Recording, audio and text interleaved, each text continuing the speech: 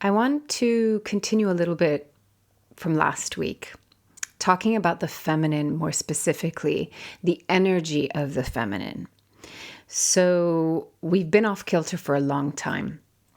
And as let's call it the divine feminine, which I mean the pure energy and essence of the feminine, as that is reemerging, we're remembering it, it's being integrated, hopefully into ourselves and into culture, slowly but surely. What does that mean? So the first thing that comes up is, how are you feeling? How are you feeling?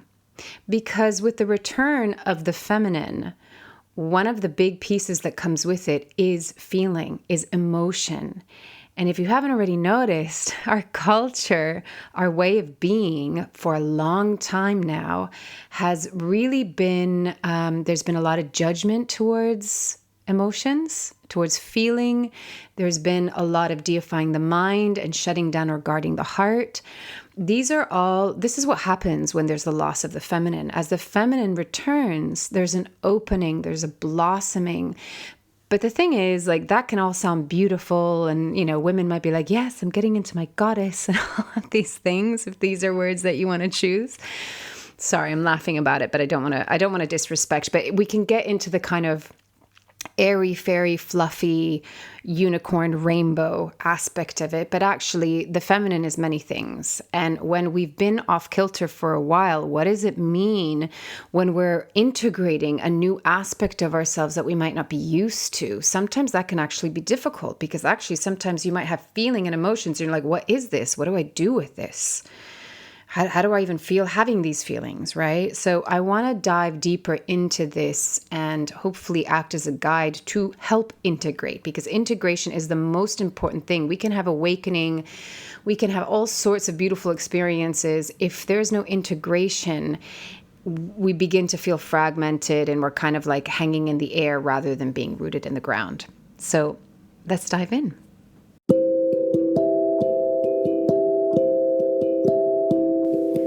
This is Corinne Bloom, and you're listening to Raw Conversations. The title today was about the art of emotional intelligence. Emotional intelligence takes quite a while, I think, to really hone in as a skill and as an art form. And I do call it an art form because I think it's something that takes a lot of awareness and practice, especially in a world, in a culture, in a society that is pretty poor at communication, never mind emotional communication. And again, if we've severed ourselves from this aspect of our humanity, I don't even want to just say it's a part of ourselves. It's a fundamental part of our humanity, and what makes being human unique in a way is the profundity of emotions and the range, right? If we were painters, the color range that comes with emotions is, it's colorful. So it takes a while to really hone in that skill. But the first part is recognizing that we have feelings, we have emotions. The second part is accepting and allowing them without judgment. So if you haven't heard that podcast of the opposite of love is judgment, I would check that out. But I also talk about this a lot, just around how when we judge something, we are in resistance to ourselves, and therefore we're in a state of tension, right? I was reminded in a session that I had recently around how this is kind of what I boil things down to. Are you in a state of tension, or are you in a state of relaxation? And relaxation doesn't mean that I'm feeling happy and positive and good. Relaxation means that I'm not resisting or fighting against my present experience. So you can be sad and be in a state of relaxation. So these are kind of like the embodiments dare I say, we're trying to find ourselves in, just as a means, not because it makes you better or, that it's a more spiritual path, to be in a state of being relaxed. It's just what is going to be more easeful Doesn't mean life is easy, but what is more easeful? What is your state of being? What we're learning right now is a state of being. We're moving away from just doing, and believing that we are human doings and coming into a state of being. Now, when it comes to feelings, I do want to just note that, like, if I look at it from the perspective of the Enneagram, there are 3 triads. There's 9 personality types. We have a little bit of all of them within us, but we land in one. But they're separated or divided into 3 triads. So there's the instinctual triad, the heart triad, and feeling triad and intellectual triad. So you could think of it as gut, heart, head. And of course, these represent the 3 instinctual centers or centers of intelligence within us, right? The 3 brains, the mind, the heart, and the gut brain. And we have all 3 of them. We need all 3 of them, but they need to be in balance and in harmony and in alignment with themselves. They need to be coherent. But with that said, people that are in the heart triad might have more of a familiarity with emotions and feelings. I personally am based in the heart triad, so I experience life through feeling, predominantly through feeling. It doesn't mean I don't think or have instinct, but I predominantly experience and view life through feeling. So maybe that lends itself to me being able to have like a kind of a foundation because I'm curious about it. There's a foundation there for me to build upon, that I have a natural inclination to understand feelings because I'm based in feeling, right? Somebody in the intellectual triad, it might be a little bit more of a reach, especially because in the if you look at it from the perspective of the Enneagram, there's also lines of growth and lines of stress. And what's interesting is that the intellectual triad and the heart triad don't touch each other. It's really fascinating, actually. They don't have lines that reach to each other. The instinctual center does. It can reach both to the heart and to the head. But so I don't want to get too technical, because if you don't know the system, it can be a little bit overwhelming. But it's just, it's fascinating. Like there probably is a whole metaphor around that. But my point is that for some, it might be more far reaching to go, God, how do I get into my feelings, when you might primarily have really been in your head? And the pathway might be that you go from head to body and then into heart. And there's no hierarchy here, but feeling, which every human not only has the capacity, especially once learned, but the capacity is there to feel. But this, I think, is a theme that's coming in right now that is inviting all of us to feel more, and not just feel like I want to say that even though I'm from the emotional triad, it doesn't mean that I was emotionally intelligent right off the bat. Because the thing is that the shadow side of the emotional triad is that the tail can be wagging the dog, right? The emotions can run you. And that's not necessarily beneficial. So we're all learning how to be with our humanity, to be with our thoughts, with our feelings, with our instincts, with everything, right? And understanding that there is a perfect design to this. A part of getting out of judgment is really believing that you are designed perfectly. As I said last week, why would you be designed with a feature that shouldn't be used? I use the dishwasher analogy, right? Could be anything. Why would you have a feature that it's like, well, there's the button, but you're not meant to use it because it's bad? Well, just don't include the button, right? So the first step to any of this is letting go of judgment. But actually, I want to rewind a little bit more, because really the first step to anything, most especially if you are walking this path where you want to, whatever you want to call it, awaken, remember, spiritually evolve, grow, whatever it is. If you're here listening to this podcast, there is something in you that is interested in growth and evolution, or maybe even just the growth and evolution within yourself, to come home to yourself. So in order for us to make any change in our life, we have to have awareness. Like, awareness is where it all begins. But the thing is that once we're aware, we become aware of everything. It's like going into a room that has been filled with a bunch of clutter and junk and God knows what, old journals and, your old, jewelry box, or your old, I don't know, baseball mitt. That's so super American, but whatever it is. And you're shining a light. You're going in with the flashlight. And there are things that you're going to go in and find, and it's going to feel lovely to find them, and it's going to bring up memories, and it's like, oh, wow, right, yeah, I remember this. And then there are other things that might be a little bit harder. There might be some things that are really dusty and cobwebby and a little bit scarier, but there's a little bit of everything. And so that's where the non-judgment piece really comes in, that the only way to open up is really if we're not in the fear of being judged, first and foremost by ourselves. And if we're afraid of being judged by others, my question to you would be, in what way are you judging yourself so that you take on other people's judgment? You believe what they say, right? People can be judgmental, but if we don't believe what they say to be true about us, it doesn't touch the sides. You might go, well, they're not very kind. They're not very nice person, but it doesn't affect me. It doesn't trigger me.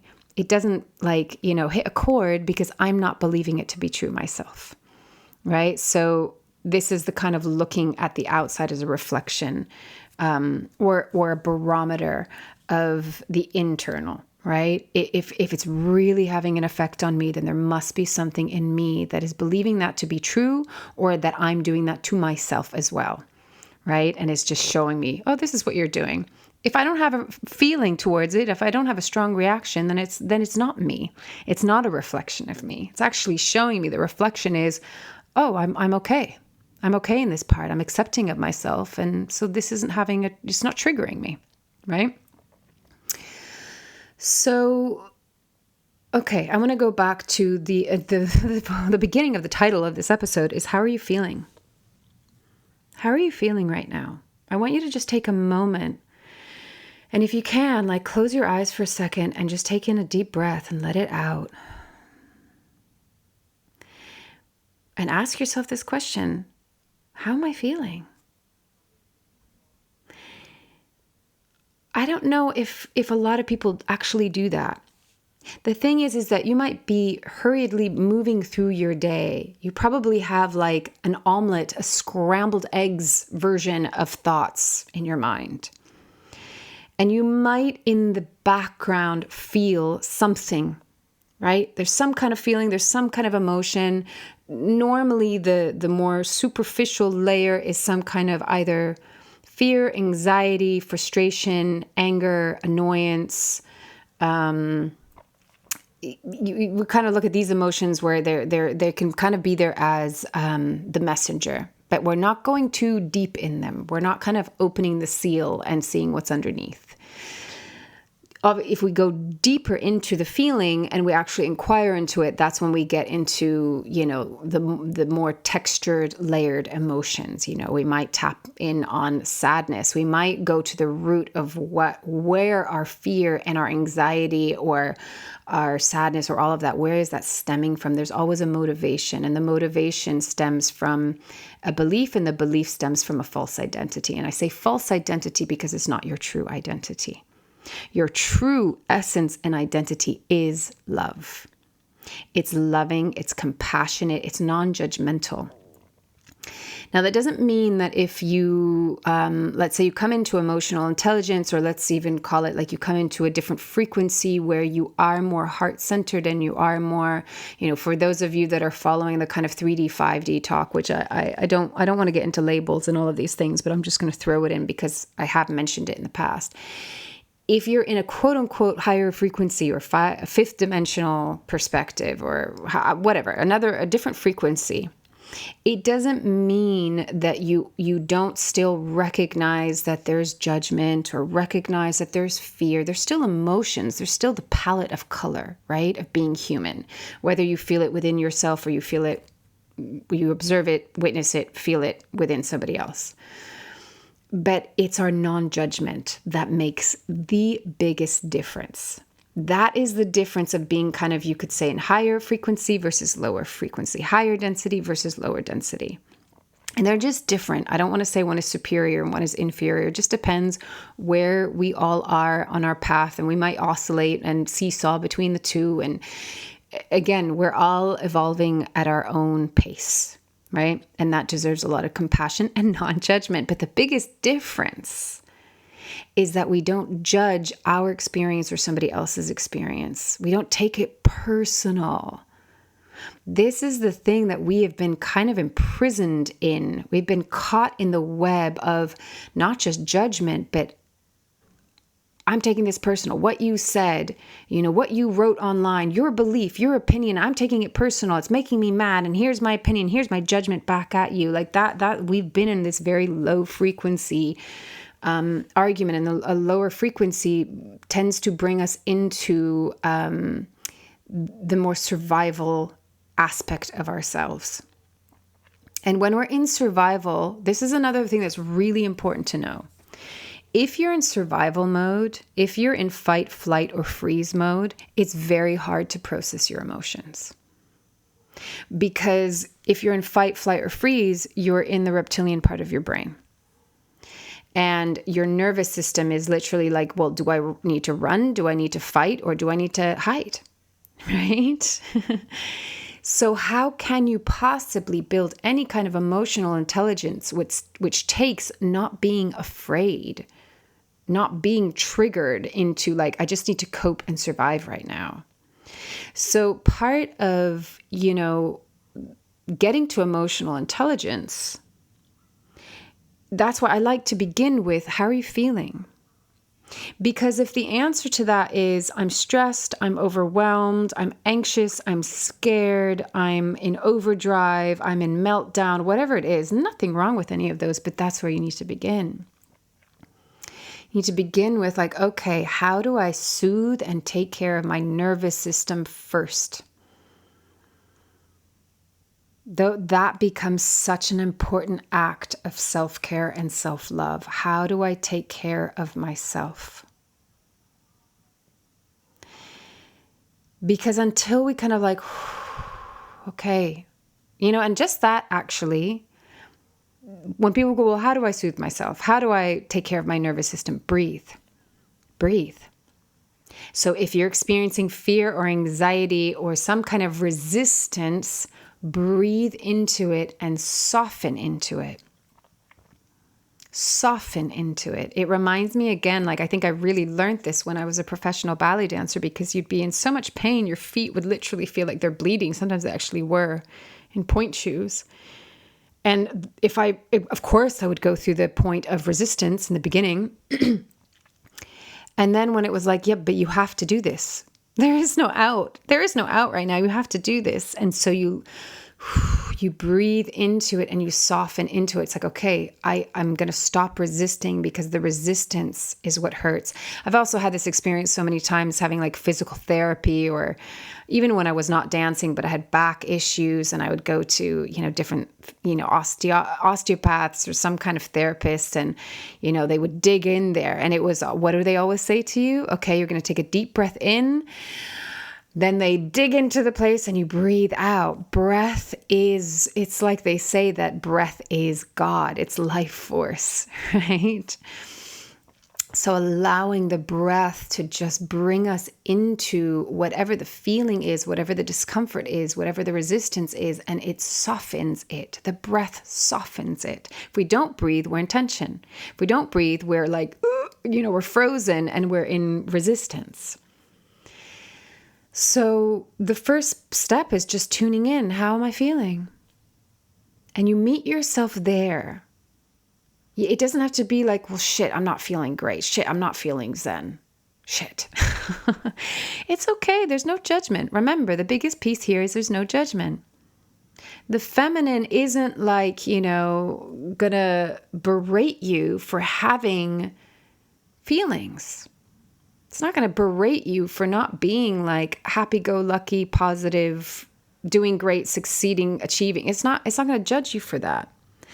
I would even say that the masculine wouldn't judge you for that. I think that's like, whatever you want to call it, some patriarchal bullshit that has been going on for a really long time, right? So we just see it as we've been in judgment. and we're moving towards non-judgment. We're moving towards full acceptance and the true meaning of unconditional love. People say, oh, I want to have a partner that loves me unconditionally. Do you love yourself unconditionally? And what that means is, do you love every single part of you? Do you love every single feeling that comes up? Do you love every single state of being that comes up? And, what you're going to have to move through is any kind of judgment, disappointment, shame, blame that you have about your humanity. If there's one thing that motherhood has really taught me is forgiveness, forgiving myself. I remember saying that in the beginning when I was working with women that were going to become mothers. They're like, what's the best advice that you can give me? I was like, start practicing. How do you love, forgive, and have patience for yourself and your humanity? Start that now.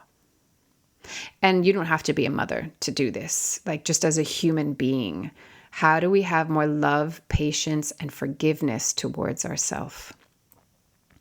All this, whatever you want to call it, ascension, awakening, remembering, all it is an expansion of consciousness. All it is like the little flashlight that you went into the closet with. It keeps on getting like bigger and bigger and bigger. It like becomes like a stadium light, right? And then it becomes the sun. It becomes so big, so vast that it's like the sun that can like shine over the whole land, right? But it's loving.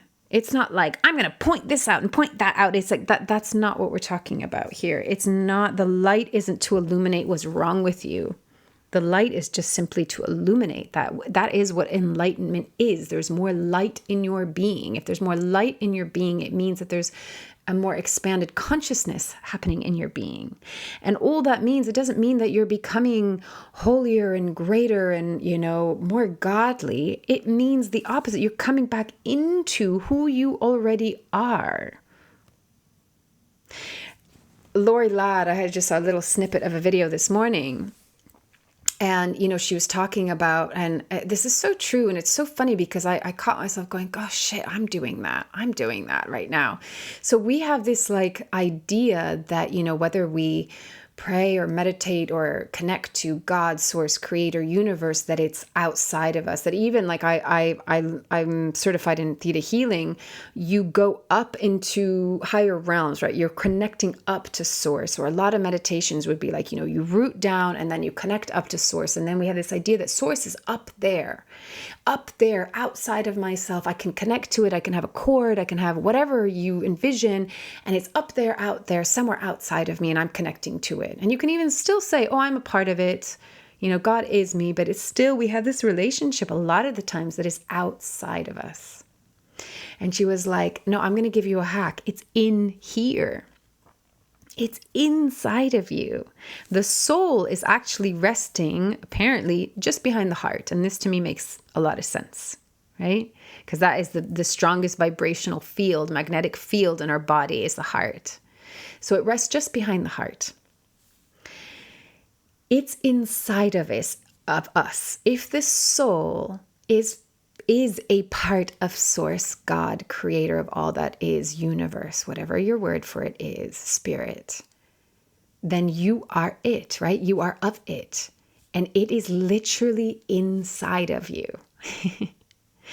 So, what would it be like if when we go into our meditation or even our prayer, if that's what you do, or even your manifestation, whatever it is, you might still feel something that's above, below, behind, in front, around you. But the access point is inside of you. It's not outside of you. Religion said, oh, you have to go to church to pray. You have to go to church to find God or Jesus, which Christ is a consciousness, right? That's what it is. God is a consciousness. It's not a man in the sky, right? It's all a consciousness. It's an energy.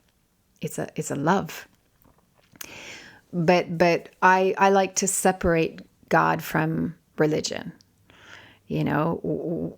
But anyway, I don't want to go into that. But the point being is that everything that we're seeking for is inside of us. That we can explore the universe. What a wonderful thing to do. But we need to also explore our innerverse. And I think the return, the remembering of the divine feminine is awakening to this, remembering this, that it's all already inside of us. But the access point has to be through our heart by opening the door. We've learned to put up walls. We've been told, don't feel, you're weak. If you're vulnerable and you're sensitive, you're weak. Boys don't cry, girls, oh, you're so dramatic, Really, we vilified and villainized emotions, which is a part of the feminine. And we've shut it out and we've put walls around our heart and we've gone straight up into the mind and gone into a lot of fear, because if you get stuck in the mind and the mind alone, the mind really can be influenced by fear and it can create a lot of fear, right? Remembering that, like, especially as women, we are the oracle. We are the oracle. We are the oracle of earth and we are the oracle of the divine. What does it mean to be an oracle? You have to be a conductor. You have to be a receptor. The feminine is receptive. But in order to be a receptor or a conductor or a vessel, you have to be open. And I'm very mindful of words. When I mean open, I don't mean a doormat that everybody gets to walk over you and on top of you, right? Actually, one of the things that we learn as we open up to ourselves is, how do I feel safe being vulnerable within myself? What are my boundaries? Not as defenses, not as walls. We're not guarding our heart here. We're making it strong. It is strong. But if we've been told that emotions and feelings and sensitivity equals weakness, then we're like, well, I'm going to put my armor on because I want to be strong. No, you are in your strongest when you are in your vulnerable, powerful self. And that self goes, I am who I am, and that is enough. That is worthy. That is lovable. That is significant. My emotions are messengers of wise, intuitive wisdom. Knowing, gnosis, not knowledge, knowing and gnosis. And that through our heart, through our feelings, emotions, embodiment, through our humanity, we are connected to both earth and to whatever you want to call it, the heavens, the earthly and the divine.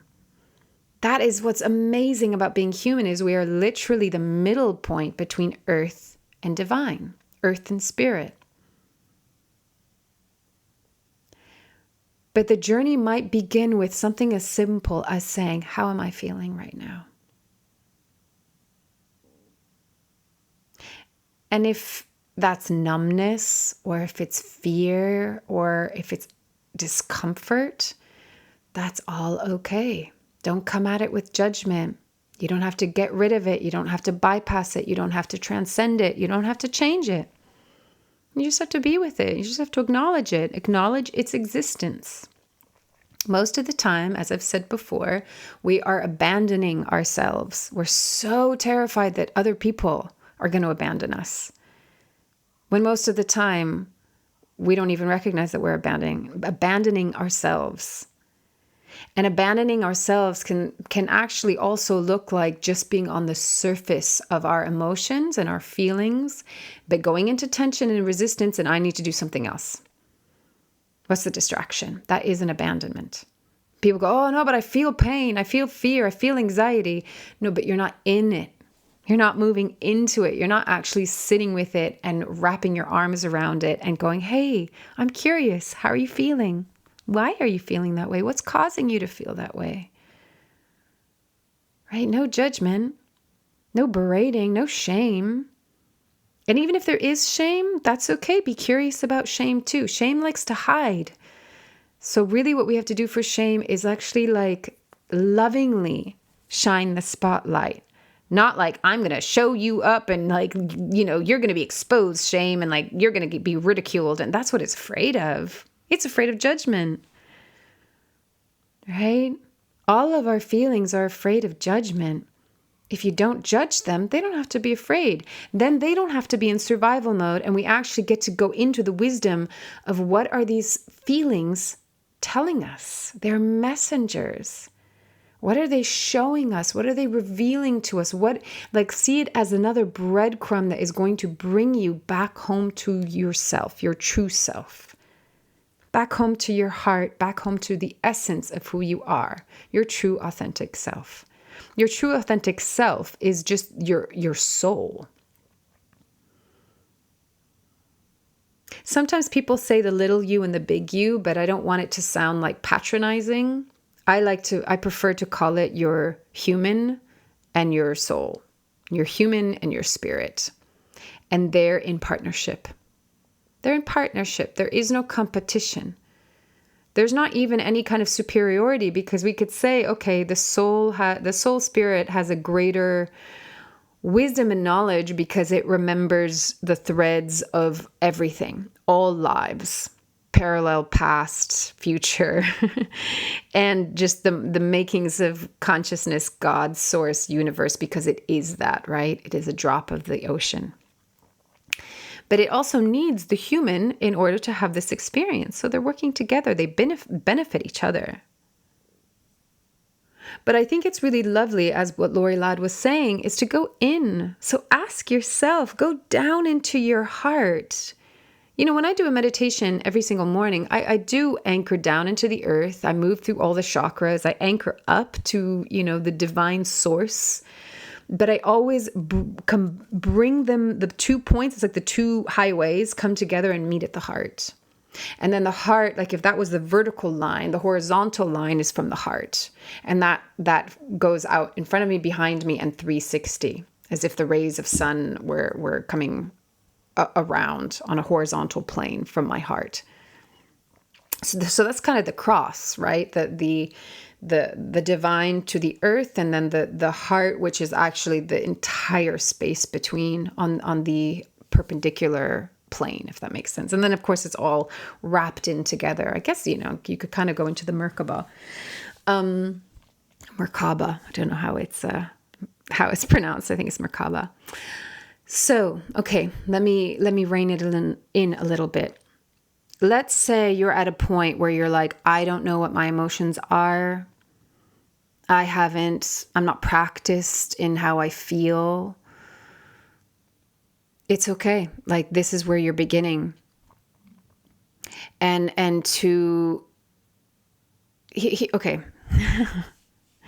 Sometimes we can look at something like, emotional intelligence. That's a big label. That's a big term. I want to get there, but I'm so not there, and there's so much work to be done. And you kind of look at it as if you're a student and you're going into a library and you're like, holy shit, I've got to read all of these books. The thing is, how are those books written? Literally word by word, right?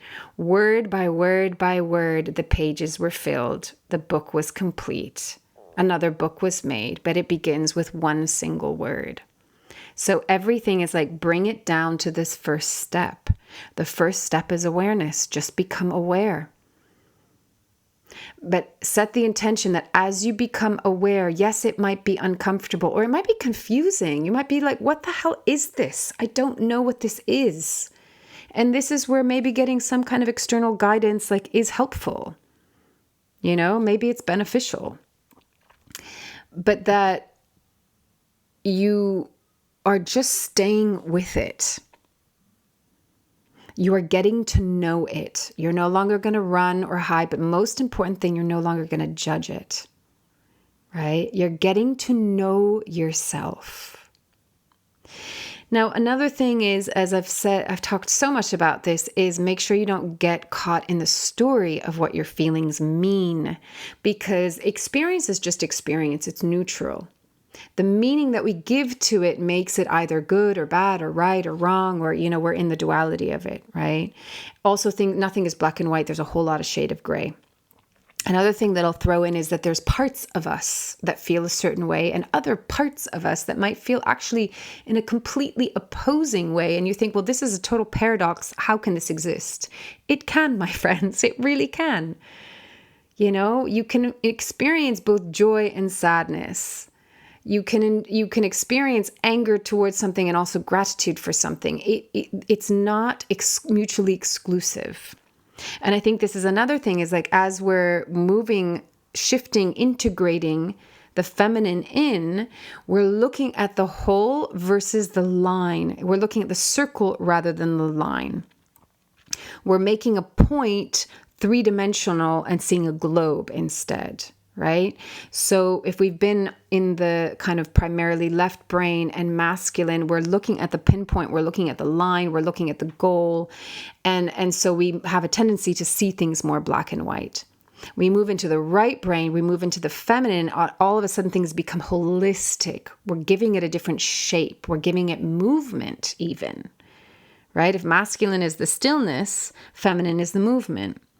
And so we're bringing what was kind of on the paper into three-dimensional form. And the best thing you can do is just be curious. Wow, what does this look like? What does this feel like? But don't get caught into a story, because the story most likely is going to have some kind of judgment or expectation or even idea.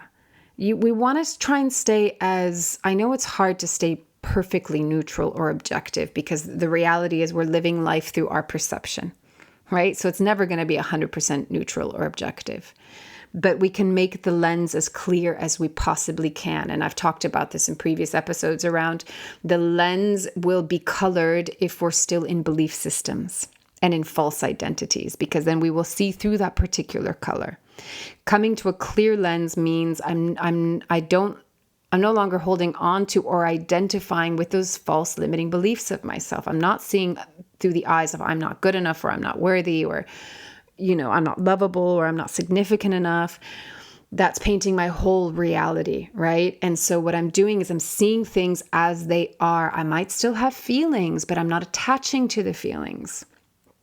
Now, what I mean by I'm not attaching to the feelings, I don't mean, sometimes I think there can be this misconception of like, well, no, I don't want to attach to a feeling, so I'm going to detach from it. And then it creates a kind of disassociation and numbness, right? And it is a kind of bypassing. It can easily get into a kind of quote unquote spiritual bypassing. Whereas attachment can be an identification. I am identifying with that feeling. So I don't know if you remember, I was talking about how rejection is a really good one. This had come up in a session with a client several weeks back. And I was trying to really make the distinction between, are you feeling rejected or are you rejected? When we say I am rejected, that's a belief. I am is an identity that is based on a belief. I feel rejected is just a feeling. And you can be with it, you can process it, and then you can let it go. But it's not you as an identity. Now, I'm going to throw this in again. I know I've spoken about it before, but it's worth reminding all of us. We have grown up in a construct, in a paradigm of you are what you do. So I've never told my daughter, good girl, bad girl, based on what she does. I just don't even use that terminology. Because what happens is now you have a society whose worth is hinged upon what other people think about you and what you're doing. And if what you're doing is, successful enough or perfect enough or good enough or whatever it is, it's outside of you. And then your worth is just like in limbo. He likes you, he doesn't like you. She likes you, she doesn't like you. You've succeeded, you failed. You got that job, you didn't get that job. You got that audition, you didn't get. You're getting whipped, like bitch slapped all around. Excuse my language, but you're being whipped around. Whereas your worth was never in question. Can we improve our behavior? Absolutely. Can we become more conscious and aware in our behavior? The understanding of cause and effect, the understanding of how we treat someone affects them, what we say affects them. Yes, of course, but your worth was never in question. So a really kind of silly but like to the point example of this was last week. I was on the road, and there's like all the recycle bins and all of that, and it's a pretty narrow road anyway. And there was a car on the other side that was like parked there that shouldn't have been parked there. So there was a very narrow slot for the cars on the road to drive through. And this woman drives past really fast. And I just motion with my hand, slow down. For one, because I'm standing there, I don't want to be hit. But my daughter is walking around because you can't walk on this. There's no sidewalk there. So she's walking around and then getting to a place where she can go to the side. And so, of course, my mama instinct comes out and I'm like, motioning for this woman to slow down so that she doesn't hit my daughter, right? And, she screeches to a halt. It's ahead of me, so I can't really see her. And she's like, what is your problem? She starts to really aggressively, what is your problem? Blah, blah, blah, blah, going off. And I'm like, wow. Okay, firstly, I think all of our anger and shit comes out through driving. I know people that are like really seemingly peaceful people, and then you drive with them and they turn into like beasts. Their anger comes out, and I can hold my hand up too. Like, whoa, my anger and frustration can come out. Like, I don't know if there's something that we think we're in the safety of, like our little tin box and we can whatever, but I think it acts as a catalyst sometimes for whatever anger is within us. But what I was thinking is just like, it's interesting because if, let's just say the trigger is you're being told to do something different than what you're doing. And if you've been made to believe that you are what you do, then it's going to be a personal insult. Me telling her to slow down becomes a personal insult. Remember, I'm like enunciating that word because we take things personal when we're in judgment. Where it wasn't personal to her. I don't know her as a person, but her driving in that moment was not good, right?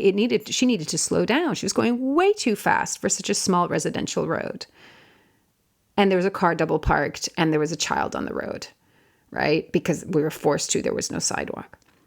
So we get triggered and we get caught up in things when we make our actions to be personal around our identity and who we are. Now, of course, like if somebody says something about our behavior or actions, of course I'm not just saying that we're like going to be so freaking zen that we're like, yes, I can totally separate that and know that I'm worthy and not be affected by some kind of, criticism, even if it's constructive, right? We still have feelings. Okay. So that's okay. I'm not trying to eradicate that, but it's the identification with it.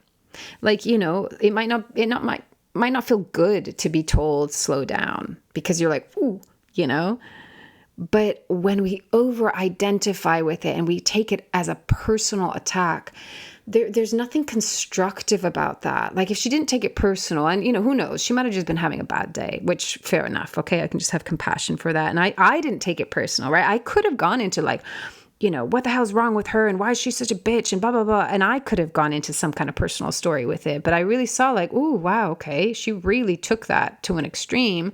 She took that really personal. Maybe she's having a bad day. And then it's just like, I just let it go. But there was an aspect of like, wow, there was a lack of consciousness there, right? Could have easily gone into judgment, but thankfully in that moment I didn't. I just was like, okay, wow, that was clearly her stuff, because I wasn't being aggressive in the way that I was telling her to slow down. So that would have been another thing if I was yelling at her, right? Then, okay, that gives a reason for a trigger and a defense because if I was attacking, but I wasn't. So all of this to say that, this is where it all begins with awareness. This is why it begins with awareness. And, another good example of this is you see it in relationship and why so many couples, get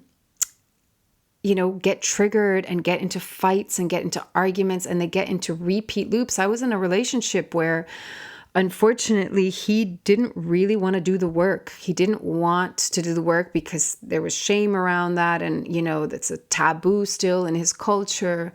And he didn't want to do it. And I said, well, okay, but if we don't work on this, the same pattern is going to repeat. I could see it that, something would come up and he would get triggered and it would so clearly, me looking from the outside, be around like he thinks that he's being told that he's not good enough and he's being told off. And I would even say, this isn't what I mean. This is not what I'm saying to you right now. It has nothing to do with your worth or your identity. I love you. You're worthy. But hey, this behavior over here, can we work on this together? So if we're in judgment and if we're taking things personal and if we're identifying with them in a way that makes us not good, not worthy, not lovable, then everything is going to feel like a threat. And if everything feels like a threat, you can't do anything with it. You can't evolve beyond that pattern. And that's why so many people are stuck in patterns of just argument, just fighting. Because you got to unravel and unpack that and understand where it's coming from and ultimately have love and compassion for it so that you don't have to be triggered anymore. You don't have to be afraid anymore. You don't have to feel threatened anymore. But we're bringing in this wisdom, this knowledge and this compassion and this patience for our humanity that has been so sorely missing because we've been told all of that stuff is bad and it never went anywhere. It's not like we're like, right, we're in the mind, don't feel, don't cry, and then poof, just goes away. No, it's still a part of your humanity. So guess where it's been? Stuffed down. It's been repressed and suppressed and oppressed. And that's not good news, folks. That's why the rage does come out, right? The volcano has to burst at some point.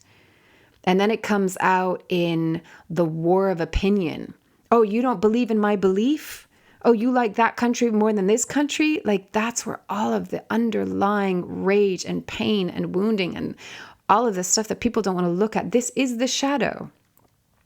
And the shadow isn't the villain, but the shadow requires light. And in the light is love. The shadow requires love. That's all. Then, as I've said a million times, love is the alchemist. Then it all gets alchemized. So this is what we're moving into.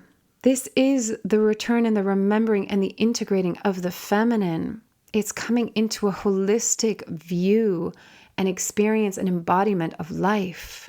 It's coming into non-judgment. And then when the masculine and feminine can work together, it's a beautiful, it's the perfect design. It's the perfect design.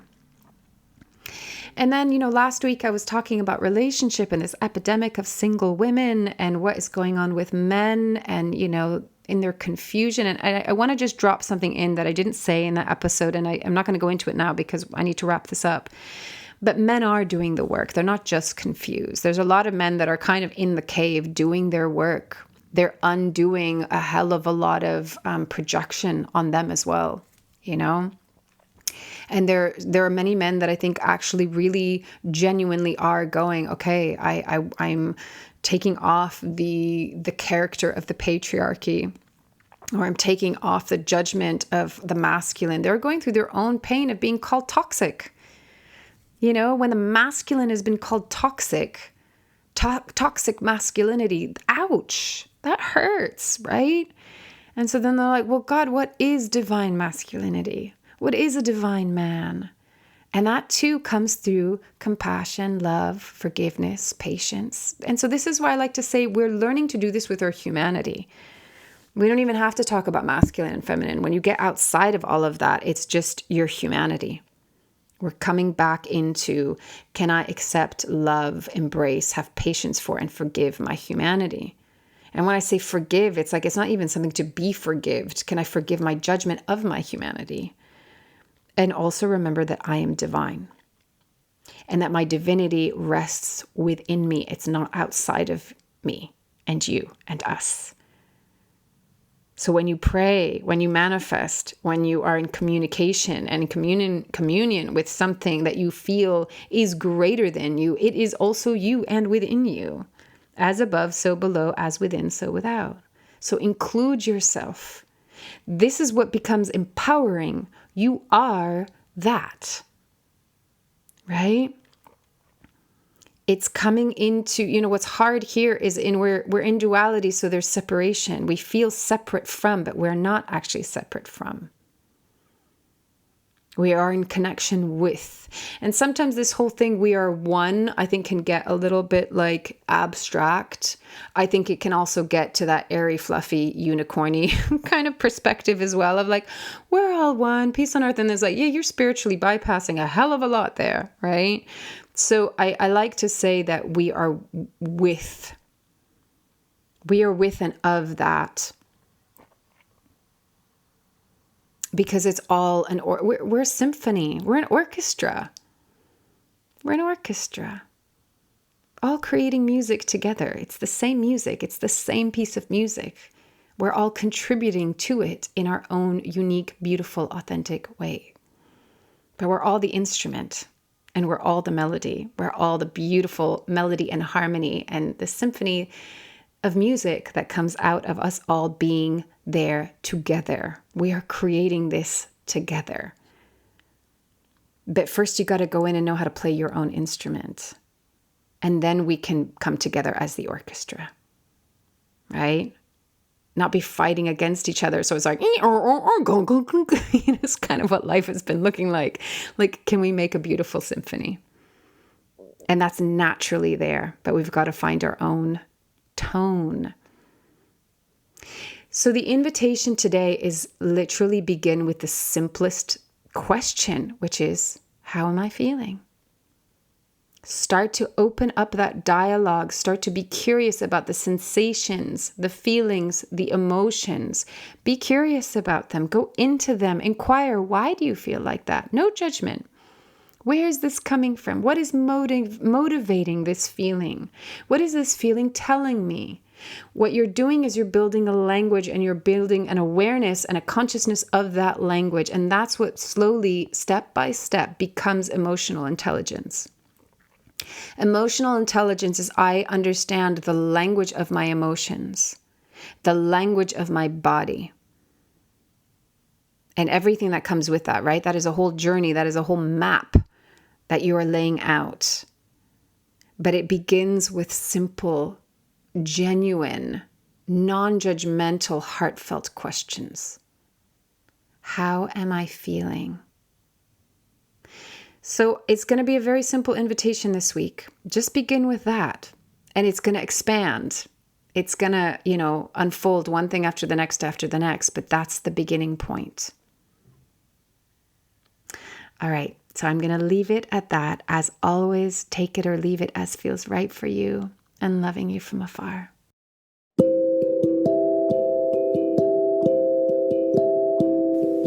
You've been listening to Raw Conversations with Corinne Bloom. Thanks so much for showing up, listening in, and being a part of the conversation with me.